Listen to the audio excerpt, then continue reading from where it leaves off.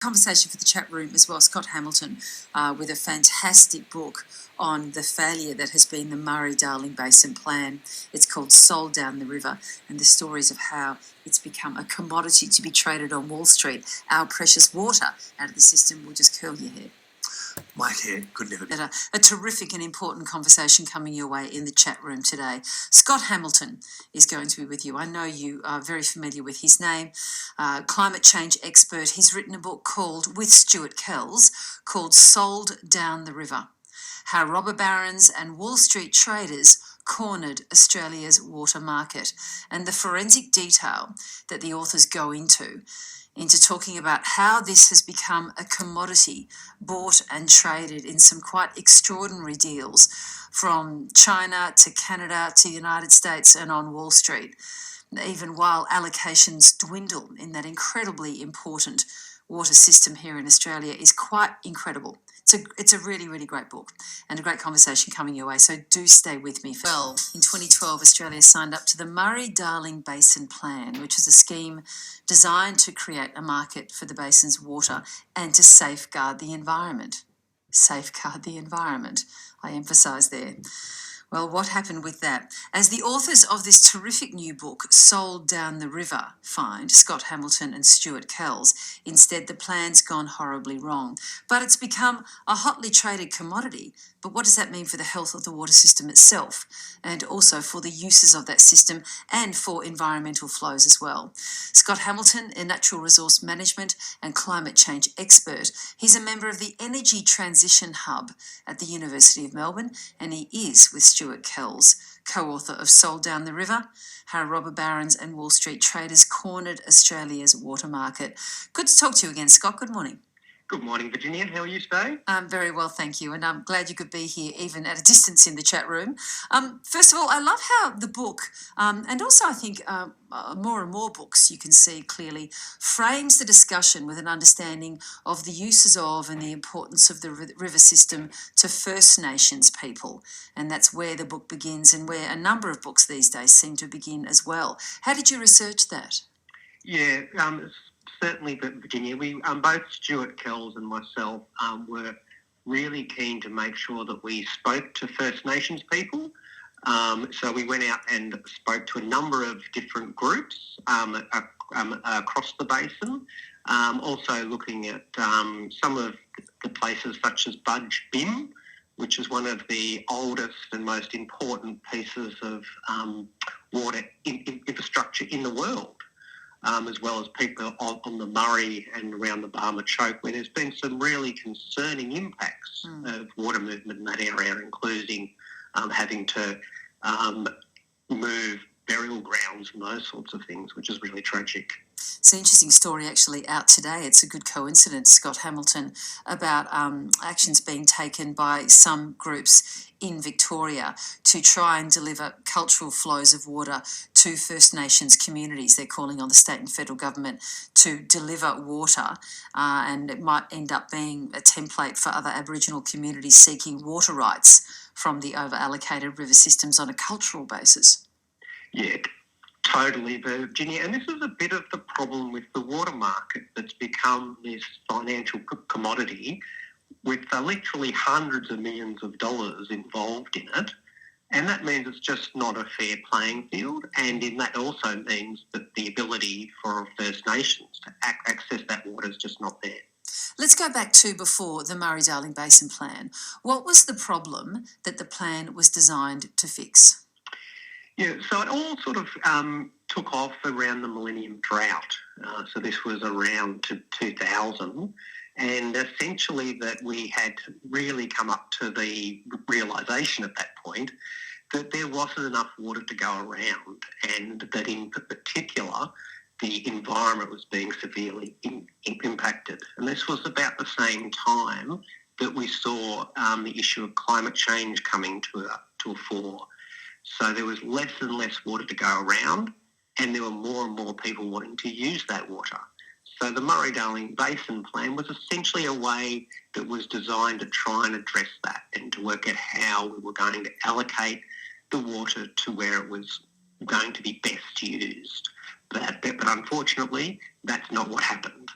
Why was a market mechanism introduced? Yeah, really good question, Virginia. And look, remember, this was the time of Thatcherism and Reaganism, and everyone loved the idea of markets and that regulation was Well, it bad. was 2012. It was a and long markets were time after all that. good. Well, it was, but we started this in the early 2000s, and then we just kept on going. And it's funny you should say that, because this was about the time that Michael Lewis was actually writing The Big Short, and yes. doing the GFC and all those things.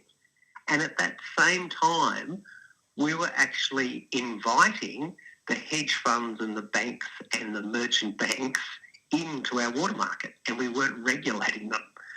So you would have thought that we would have learned from some of these other experiences, whether they be the GFC or the Enron and the traders over in America and those sorts of issues.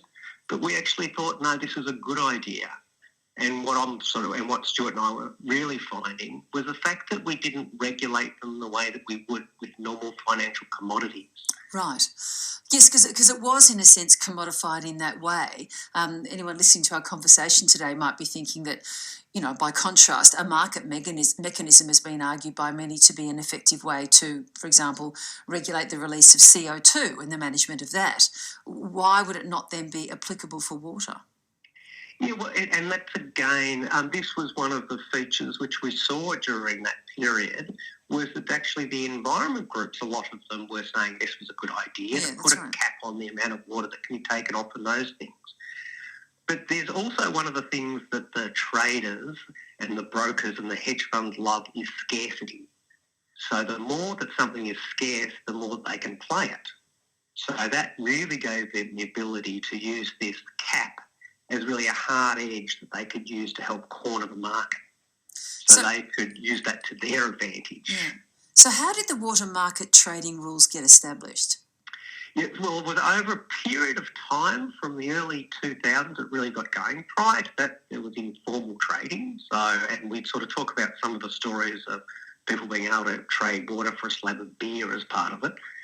But then over the period of time, we disconnected the water from the land, which was our first step, and then we unbundled the water into its various components, which again is similar to what we saw with the mortgages, as I was talking about before.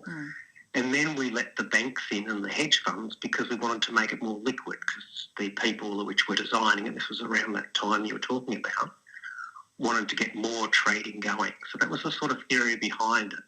And we essentially just let it rip was the real problem, and we sort of have this unfair playing field whereby there's stories in the book of one of the farmers standing on the roof of their tractor trying to get a signal to make a trade, or else running back to their shed to do the dial-up internet, versus on the other side of the market are these high-speed traders. Yeah.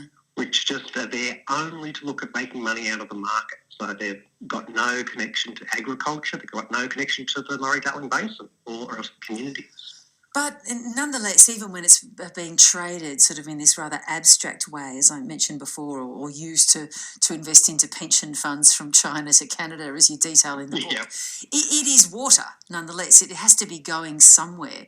What was the net effect of where the water went as a result of the trading?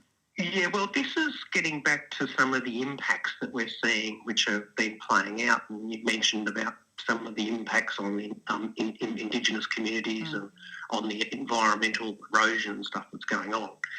So the idea behind a market is you're really trying to use the best allocation of where it's going to be best used.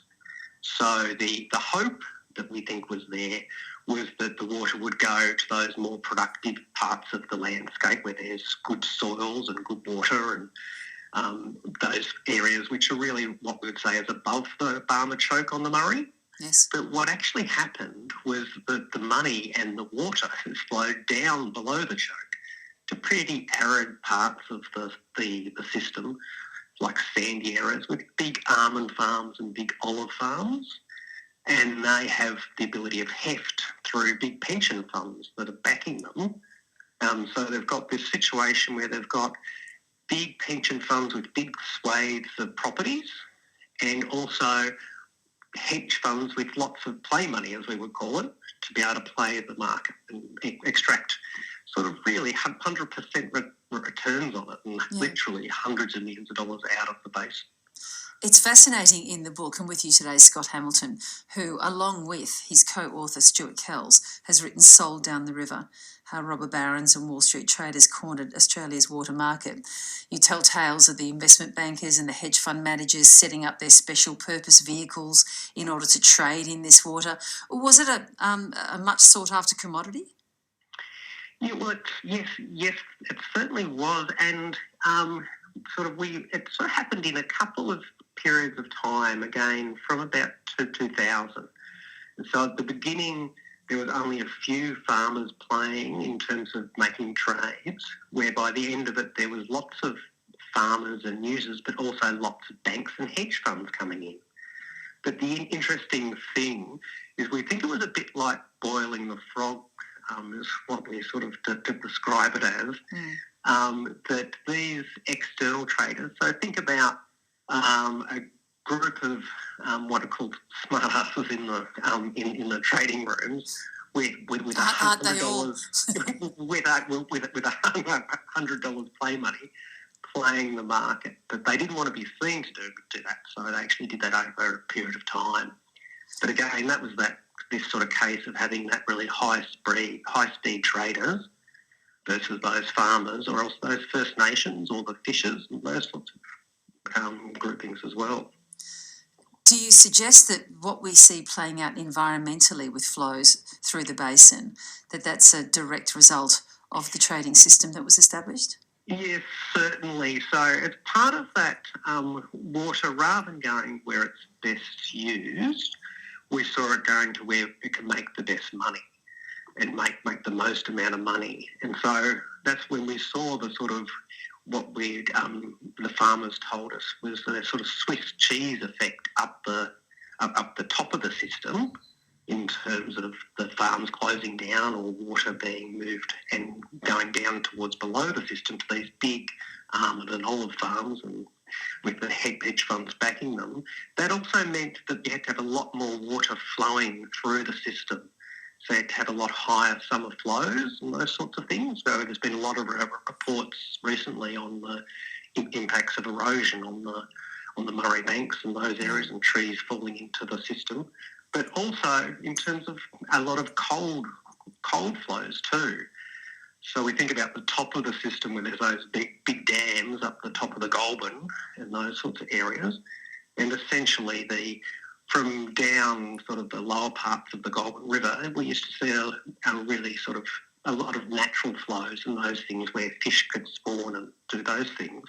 But because we had to move lots more water through the system, that meant there was impacts on the ability for the fish to spawn and those sorts of things. So it was another impact we've seen. Yeah, with all those dreadful high-profile fish kills that we've seen as a result of the lack of the flows.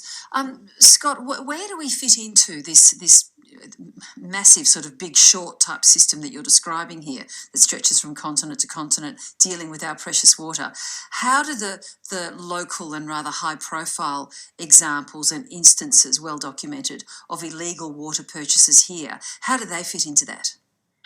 Yeah, so look, it is part of a fundamental design system, I think, is the first sort of comment that I'd make to Virginia.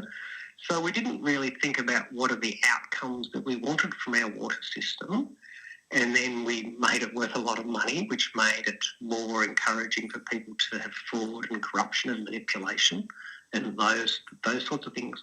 So we've really got to start to say, well, how do we take back control and put integrity back into this market and those sorts of things? And we actually think, well, there's a chapter in the book that's called Unscrambling the Egg.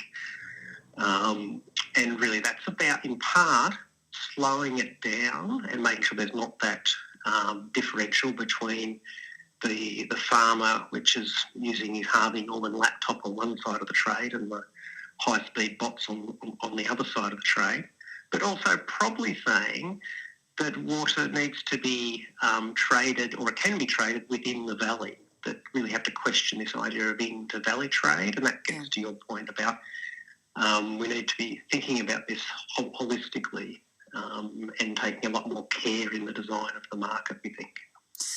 The Productivity Commission and the ACCC don't come off terribly well in your book either for the reports that they did on water trading. Was there nothing useful that came from the work that they've done? Yeah, well, that's an interesting sort of part of the story. So back in sort of 2007, when you mentioned about the water plan, and they set the ACCC up as really the regulator or the watchdog. And so largely they were the ones that were supposed to keep an eye on the water barons and make sure that there was integrity in the system. And then they were also the ones which were doing the reviews into the system. So a bit of this sort of catch a gamekeeper problem. But we did see a bit of a change when actually Nick Keogh, who became the Deputy Commissioner of the ACCC, and actually the report which was done most recently, which was handed to the Treasurer, Josh Frydenberg, I think in March this year, we actually align with a lot of its findings of the problems in the market and what sort of needs to be done.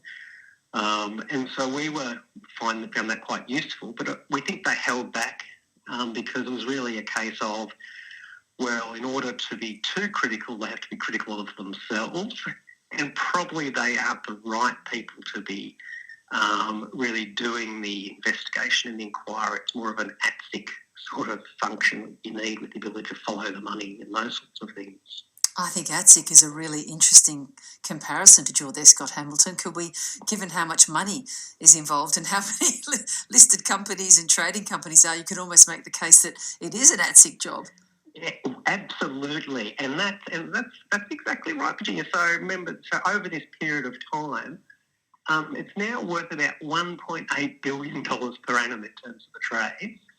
And the total water market is probably about $26 billion. That's a huge amount of money. And so when you people say, oh, well, why would these overseas traders or these local traders, I think it's a combination of both, why would they get out of bed? Well, there's a lot of money there. And remember that every time that they're playing against the farmer, they can push the farmer to their maximum willingness to pay every time they go into the market, which is incredibly advantageous to them, which is the traders or the brokers, versus the other side of the market, because farmers have obviously got to make a profit. They've got to prepare their farms and get their seed and all the rest of it ready to go. And they don't have the time or the knowledge to be able to compete against the others. And that's why we do think that an ATSIC is a more correct type of institution to regulate the market. So what do you think should happen now, Scott?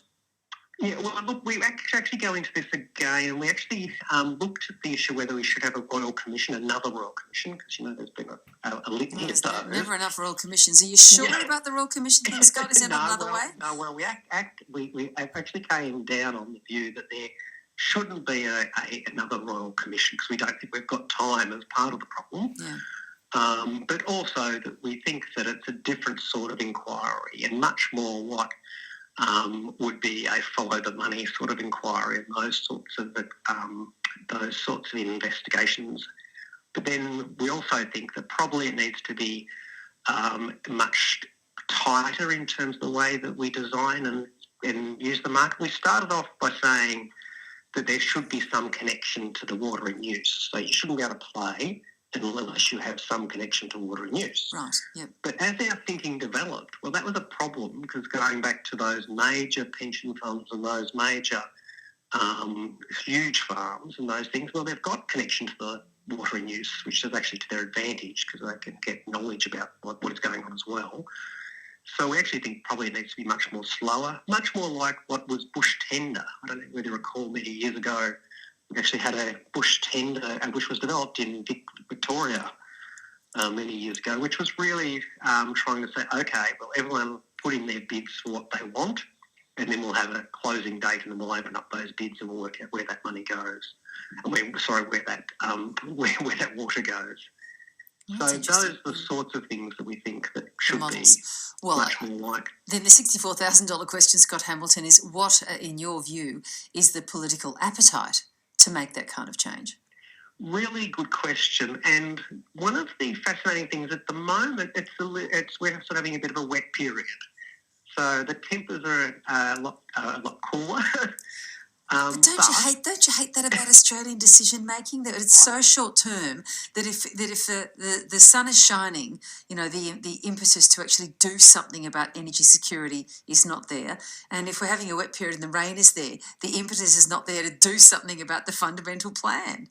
Absolutely, Virginia. And that's a bit like the we're being climate sorry to change jump issue in. as well. My apologies for jumping right at the top of you, but we're being corrected on text, and you're quite right. We're saying ATSIC, and it should be ASIC. ATSIC, Yes. of course, was the body that was disbanded quite some time ago. Thank you for that text. Yes, we sorry, do both correct. mean ASIC, but we are saying ATSIC. Thank you. Yes, Go ahead. That is very correct. It is very much like the climate change debate, which is directly connected to this debate. That's right. So we've seen about half the amount of flows in the last 20 years versus the last 100 years, and we're continuing to seeing the amount of water that's going to be available is going to be reduced. I think one of the reports the other day was looking at the amount of water that's used by the permanent plantings, and the amount of water that's needed in 1 year is more than what's needed in a drought year. Yeah. And so we're going to be in a situation whereby if we continue down the path we are, we're going to see literally these almond trees and olive sort of plantations being ripped up like what's happening in California at the moment. Oh, it's just so dreadful. I do think there is appetite for change, and I hope that this book, which we've written away, that's really the voices of farmers and brokers and First Nations in a way that we'll be engaging in a way to give them voice, really. It's true, and it's lovely to have their voices through, and a beautiful epilogue as well that reflects on where they are now and what they want to see happen in the future, those particular stakeholders. I think it's a really important contribution, and I really enjoyed reading it. Thanks so much for joining us, Scott. Thank you so much for having us on. Scott Hamilton there, who, along with Stuart Kells, has written Sold Down the River, How Robber Barons and Wall Street Traders Cornered Australia's Water Market.